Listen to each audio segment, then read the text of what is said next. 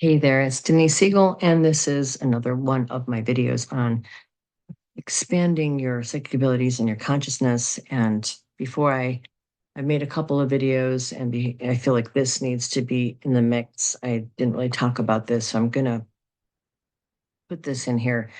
There's going to be a few videos where I explain some basic tenets, and then I'm going to go into some exercises. And as we go along, I'm sure I will also come back to some of these principles of how things work in this realm. So let's talk a little bit about the nature of consciousness today and also how all of this works. So uh, basically, okay, let's start with the universe as consciousness, as the source. Source consciousness is basically everything in this multiverse is imbued with consciousness, from the tiniest atom to the individual soul of humans to stars and earth and all of the different dogs and cats and trees. Consciousness, I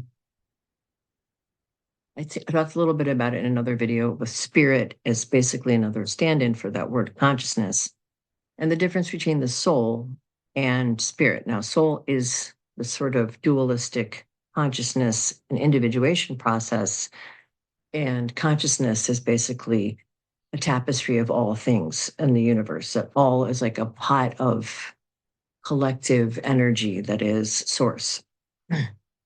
So, in a lot of ancient cultures and shamanic religious traditions, everything is considered to be consciousness and have its own spirit. Um, and all consciousness is eternal. Now, you could argue that, like a video game, right? So let's use some of the metaphors of things that we've developed that kind of mirror, I think, some things that make it easier to understand. It's like we're projecting out our own understanding of the universe in our technology. So think about it as consciousness is like a video game. Okay, so you come into this realm and imagine that you're playing a video game, right? So let's take the metaphor of a video game. You choose whatever video game that you're going to play. Pac-Man, and these are old-timey video games, Mario Brothers or whatever game that you're playing. Mhm. And you, as the person, your consciousness, you're the one controlling the avatar, the little dude that you choose. So I used to play this game back in the 90s. There was like this fighting game. It was like something that we played on tour buses, where you would pick a character and you pick all the strengths and weaknesses of that character. So maybe the character was really big and strong, but they weren't that smart, or they were slow. What they had this positive attribute and this negative attribute, and you would basically have to use those attributes against your competition to win. So you could choose different characters with different types of strengths and weaknesses. So that's kind of how it works. So you come into this life, and I don't necessarily believe that we all choose everything either. Okay, I don't think it's that simple, but let's just say for this example, and then I'll go into other things here of how I think it works. Um, so imagine that you are playing this game. You choose this body, this family, this lifetime to play the game, to learn, to grow, to have fun, because it's not just about growth. I think it's also about experience. It's just experiential. We're here to experience different things.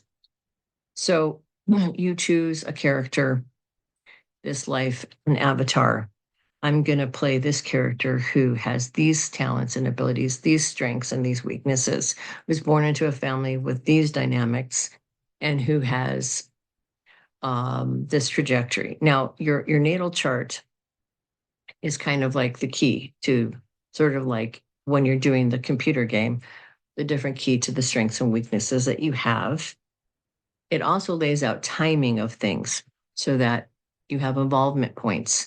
You have different planetary timing, that something hits something and then this part of your personality comes out, or you understand this other aspect, or things evolve inside of you and you get to another level or another layer. And depending on how well you're playing the game, new things open up, bigger things open up. You have much more growth, or you don't have as much growth, depending on how active and how well you're playing your game. And that's basically kind of a nutshell version of how consciousness in this 3D space works in terms of being human. Now, in terms of astrology and the way that the whole collective consciousness works, and my feeling and my experience and my intuition and my interactions, is that while it seems irrational, and it definitely did to me. I studied a lot of astronomy when I was younger and wanted to be an astronomer. And I thought it was absolutely ridiculous, the idea that Uranus could actually cause something here on Earth to happen or change or shift the energy.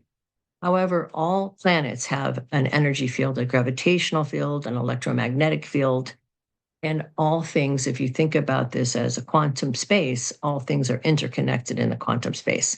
So when an energetic field moves in one place and you're a small energy, your energy is going to have a resonant point or shift in relationship to that shift in the universe, a shift in the star system, the solar system that you live in. And that's how astrology works.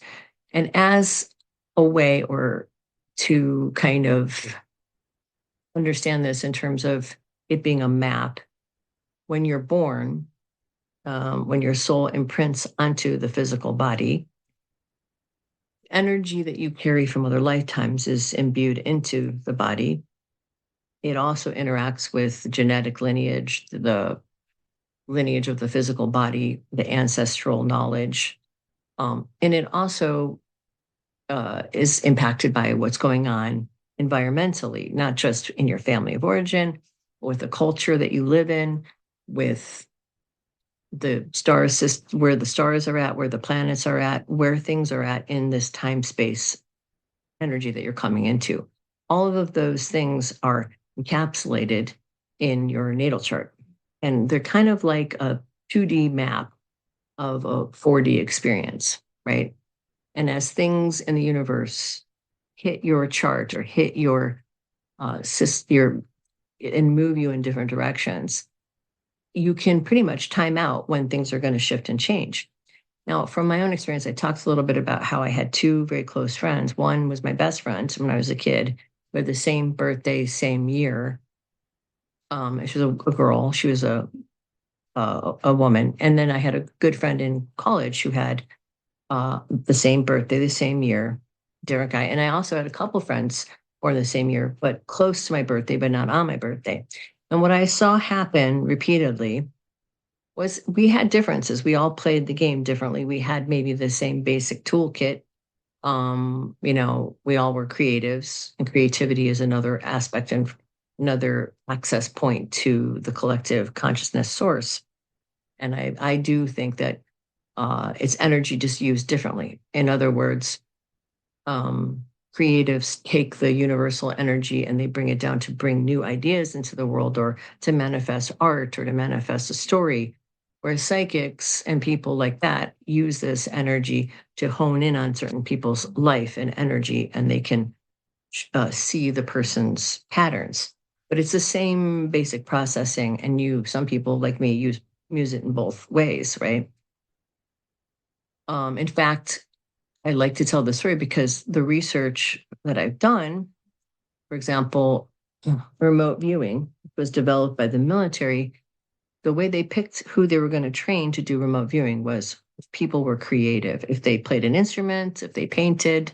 So they picked people in the military who already were creatives. So they understood that link themselves. They understood there was a correlation between people who were accessing these alternate or these altered states of consciousness to get information from the universe, whether it was through invention or creativity by like coming up with a new idea for a piece of art or music or whatever.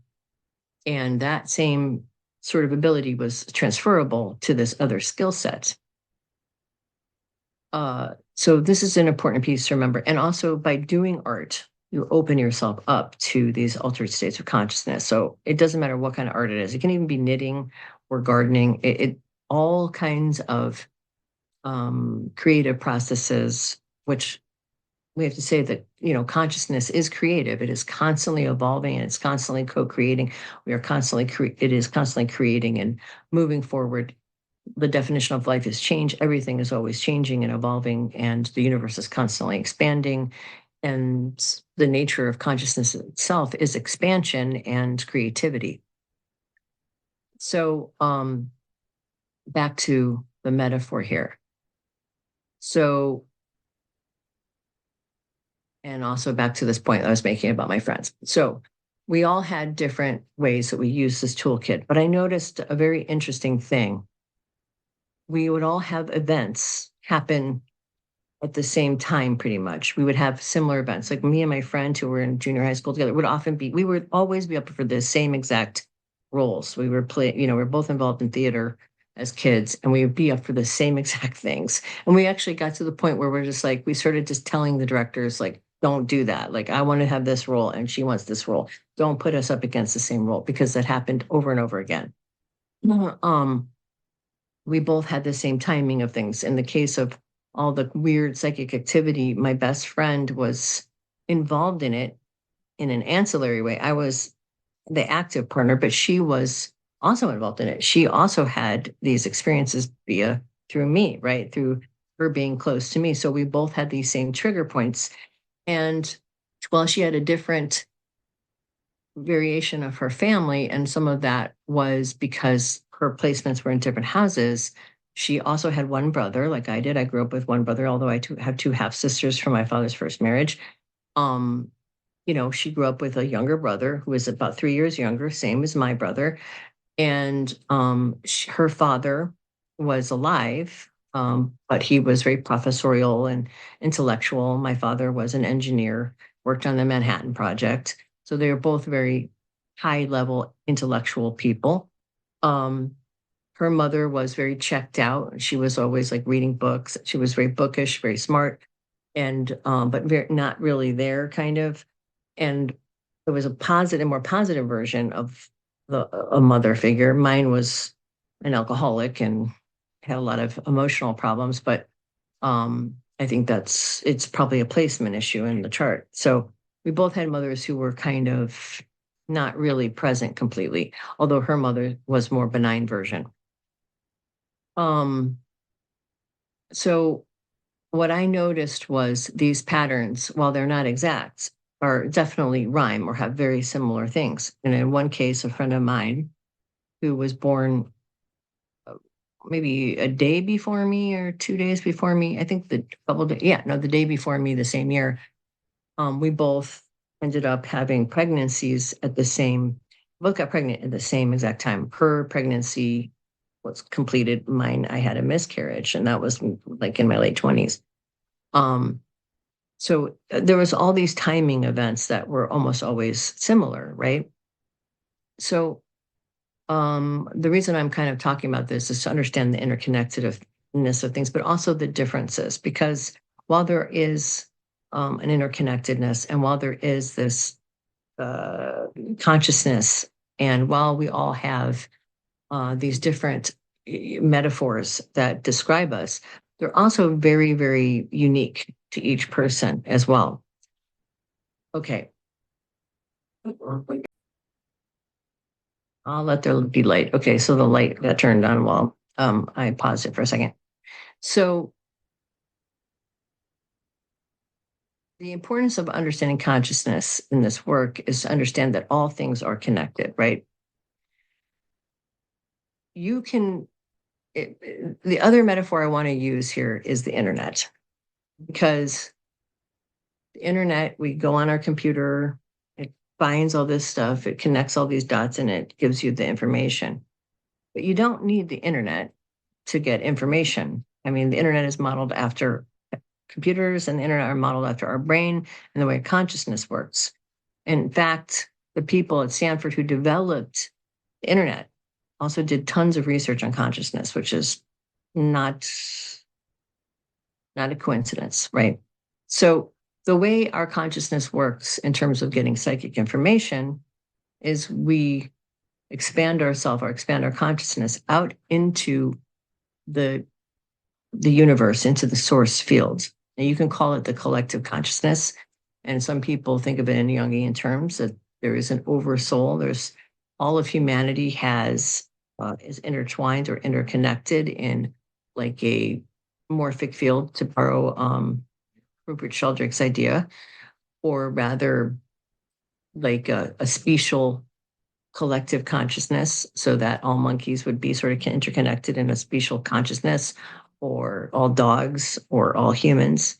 Then there's another layer, which is a world consciousness, earth consciousness. There's layers. So think about it as if all humans are part of the body of this human consciousness, we all are like cells. The same would be true for dogs or cats or whatever special consciousness they have. And the earth has a consciousness, a field of consciousness. Uranus has a field of consciousness. The sun has a field of consciousness. All things have a field of consciousness. And we're finding out now that AI has its own consciousness. We don't understand consciousness well enough to be developing something, which is a whole problem in itself, which is for another day. So when you do this work and you go into altered states of consciousness, you're basically coming outside of time space. You're slowing down your brainwave pattern.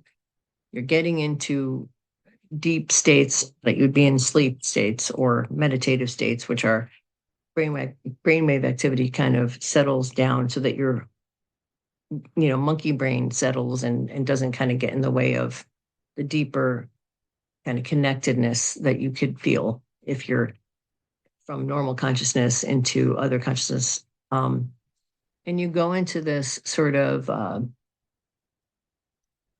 you go into this deeper state where you could say that when you're a kid, people would say, this is the imagination, oh, that's just your imagination. And so imagination has been very, I would say, demonized in a lot of ways, but the imagination, or the space of the imagination, is where all of these things take place, where consciousness exists outside of time space, where ideas come. And talk to any innovator, any musician, any artist, anybody who has invented anything. And really what's happening it's not their brain, it's they're tapping into something else and pulling that into this realm.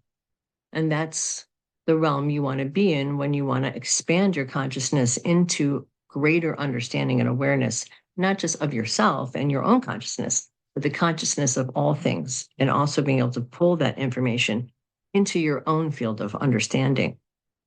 So that's the stuff, that is the theory, that's the sort of idea behind what I'm going to teach you. And it comes from old shamanic work. This is not new technology. This is technology that's existed since humanity probably has been around. Medicine men, medicine people, medicine women, they would talk to plants. They would go and use their consciousness to merge with the consciousness of a plant and ask the plant, what do you do? What kind of healing do you have? And a lot of medicine, and until recently, until we understood, genes, and we came up with technology to shuffle genes like CRISPR and cut genes and do all this other type of work, was really plant-based medicine that came from old shamanic traditions. Aspirin is willow bark. It actually comes from that very process I'm talking about, where a native person, a shamanic person, went and talked to the willow bark and it said, what can you do? Well, I can help you with pain. Oh, okay, I'll take you. These, and then was slowly refined over many, many generations, hundreds, maybe thousands of years. So I know this all sounds very weird and kind of kooky, but if you think about it from the place of quantum mechanics and quantum physics and this ideas that are kind of evolving in science, they really harken back to much older ideas that are much more ancient, that really have come out of people's altered states of consciousness and understanding things from this broader perspective. We knew all this stuff at some point. We forgot it along the way, and we're rediscovering it from a different angle now. So that is something to think about, I think, for you. Just kind of mull around on this idea, and an experiment you can try that is totally helpful to understand this is to notice the energetic shifts based on the energy you put out.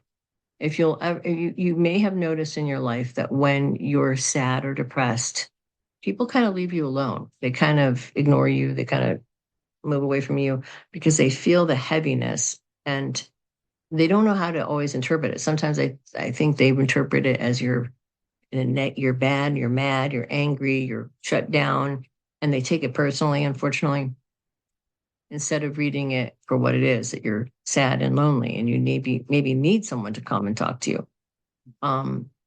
So you'll also notice if you're in a good mood and you're happy and bubbly and fun, then other people, it's like contagious. They've done experiments. Scientists have done experiments where smiling at someone or doing something kind for someone not only makes the person who's doing the kind act feel better and make their blood pressure go down and have a serotonin release in the brain, the person who has that happen, and the person watching it has those same reactions, those same positive benefits. But here's the experiment. So 2 experiments to try. One is, before you call your mother, your friend, or someone close to you, imagine them, put them in your headspace, think about them for a moment. Just think about them and think about, I wonder what's going on with that person. I wonder how they feel right now. And try to then feel in, open up this chakra or this one, but I think the heart chakra works best. And just kind of to put them in your heart and feel what they're feeling. Kind of get a sense of what's going on with them. You don't have to say anything to them. And then when you call them, notice how you felt before you went and called them. Were they happy? Were they sad? Did you feel that there was a sense of like turmoil going on, or do they feel down or lonely, or did they feel happy and excited? Just notice those feelings that come when you put them in your heart chakra, and then call them and see if it makes sense with where they're at and it resonates. You'll find it does. Another experiment you can try, which is I always find really fun. I like to do this even just for fun, just because it helps people, is when you're in an environment like you're going to pick up your prescription, or you're going to the grocery store, you're going to buy a pair of shoes, think something very positive about the person that you don't know, that you're interacting with, who's working at the store. They usually have to deal with the public and they're assholes to them. Frankly, they're working with the public can be very draining. People are often really mean to them. Think something really positive. Think, wow, that person really has beautiful hair, or that person seems like a really kind person, or I love that, I love their energies. Just think something nice and just think it. Especially if they're in a bad mood, you'll notice a real shift before anything is even said. They get the message on a very intuitive, sort of energetic level, and it shifts them. Pay attention to that. The same is true if you're in a crap mood and you're being a jerk, or you're nasty, or you're having a bad day and you go out, you're going to have bad, conflicted experiences with people, because they're picking up on your energy and they're mirroring it, and they don't know why they feel the way they feel, but they just react to it. Because we are, after all, we're not fully conscious of a lot of these psychic and intuitive hits that we're getting. People are, and animals and everything is much more attuned than people realize. The other thing we can talk about at a later date is signs and symbols and things. If everything is interconnected, things happen at different points as a way to point you in other directions. The universe is always talking to you. There is always something pointing and telling you and talking to you and interacting with you. And if you put out a question and you pay attention, you will get a response. It may not be, it may be an animal that comes into your yard in the next couple of days. It may be a butterfly lands on your hand.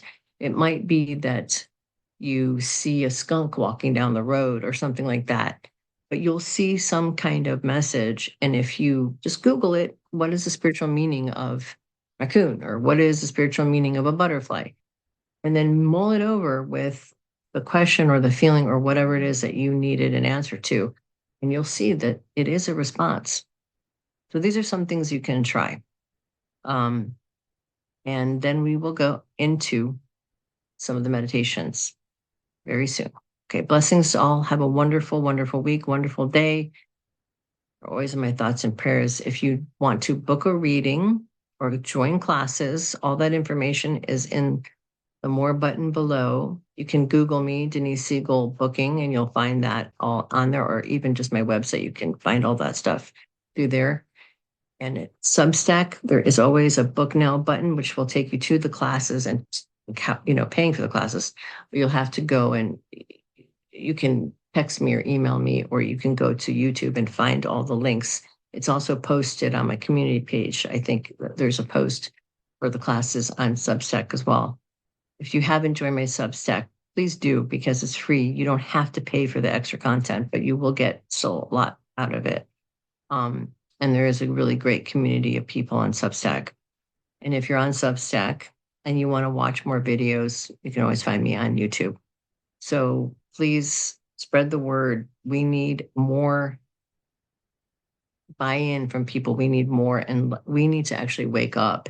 And this is what this is all about. This year, I'm dedicating myself to waking people up and getting people to raise their vibration and to work on their spiritual understanding and get connected to source and work on their discernment, because it is going to be hugely necessary and needed right now.